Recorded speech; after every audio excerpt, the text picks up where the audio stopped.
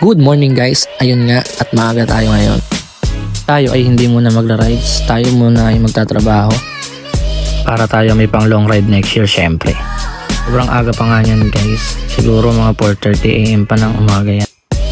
Madilim pa nga yan sa mga oras na yan, kaya inagahan natin mag-ayos para maligo magbihis syempre.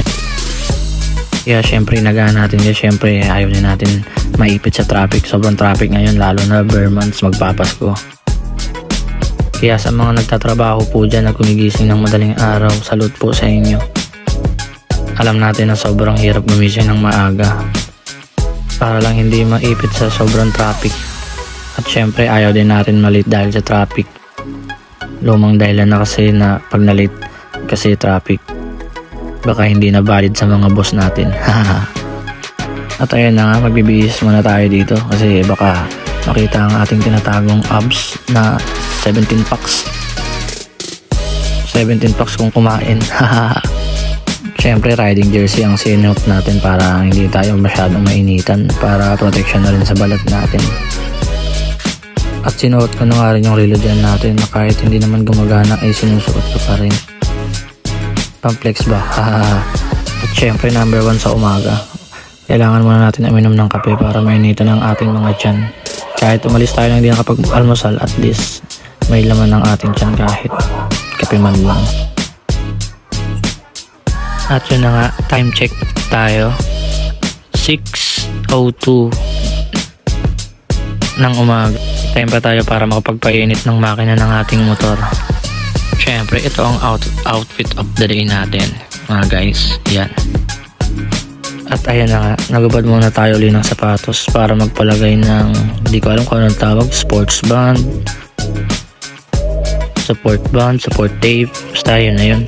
Kasi yung ating paa ay nananakit, hindi ko alam dahil ata sa uric acid ko, kaya sumasakit siguro yung gout ko. Hindi ko alam guys kung gout to kasi di pa ako nakakapagpa-check up. Pero mas okay na to para may support sa ating biyahe kasi sobrang sakit niya talaga guys. Kaya nagpalagay muna tayo kay Mrs. ng supporting tape. Kasi hindi tayo komportable sa sapatos natin kasi napakasakit niya. Nasobrahan siguro kasi mga bawal sa akin na pagkain. Kaya yung may mga bawal sa inyo pagkain guys, maintain nyo lang para hindi bumalik yung mga sakit-sakit nyo. Siyempre number 1 lang din kumain kayo ng mga gulay at masusustansya, lalo na uminom kayo ng mga vitamins nyo. Lalo na pagka sa kalsada ang hanap buhay natin mga guys. Unahin natin ang kalusugan natin para magawa natin yung mga bagay na gusto natin syempre. Iwas na rin sa mga bisyo pa unti-unti. At yun na nga guys, tinanggal na nga natin ang cover ng ating motor para mapainit na natin ang engine. Mapapansin nyo guys, napakadilim pa sa labas. Ayan, kaya nag-ilaw muna tayo ng ilaw natin sa labas. At ayun na guys, magpapainit muna tayo ng makina bago tayo umalis. Syempre, papainitin ito po natin ng mga 10 to 15 minutes para umikot talaga yung langis ng makina. Ulitin ko guys, syempre patapusin nyo muna yung animation ng panel nyo para walang maging problema sa mga wiring natin o kaya sa computer box mga guys. Ang tagal ko pala dito ma-start kasi hindi ko alam kung paano ko i-start kasi may hawak akong camera. Eh syempre maparaan tayo kaya gawan pa na natin ng paraan maka-start kahit may camera tayo. At yun na nga guys, maliwanag na kaya nag-aayos na rin tayo para umalis.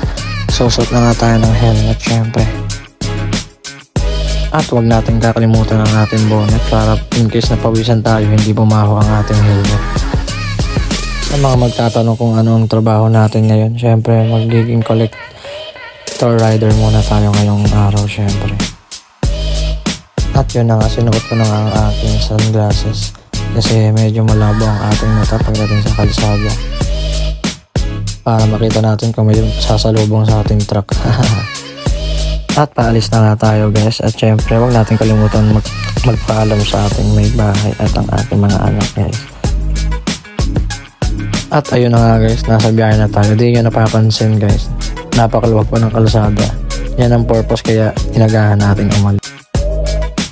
Time check na yan mga 7:12 ng umaga. Nasa Quirino Highway nga pala tayo dumaan. Bandang Novaliches area nga pala to. Medyo maluwag pa to pero pagdating sa dulo medyo magta-traffic na. Pero kahit pa paano umuusad naman. Hindi nga lang tayo gaano makakapagsingit-singit guys kasi dahil nga dun sa side pannier box natin. Yun na nga, nasa Cubao na nga tayo at andito nga. Napapatingin sa atin sila Boss Madam. Di ko alam kung nagagandahan pa sila sa setup natin sa ating ADB. Shoutout nga po pala sa kila Boss Madam na naka ADB 160 din. At yan na nga, naipot nga tayo dito sa traffic sa Parañaque. Shoutout din pala kay Kuya na naka PCX 160 na napapalingan sa ating alaga na si ADB 160. Shoutout Kuya, napaka-pogi din po ng PCX 160 mo. At kay Kuya, tricycle driver na nakasabayan ka sa stoplight dito sa malapit sa Philippine Heart Center sa East Avenue. At dito na nga nagtatapos ang ating video. Tayo ay kakain muna. Pa-like, share, follow na lang po sa ating video guys. At abangan nyo po ang ating mga susunod pang video. Maraming salamat. Peace out.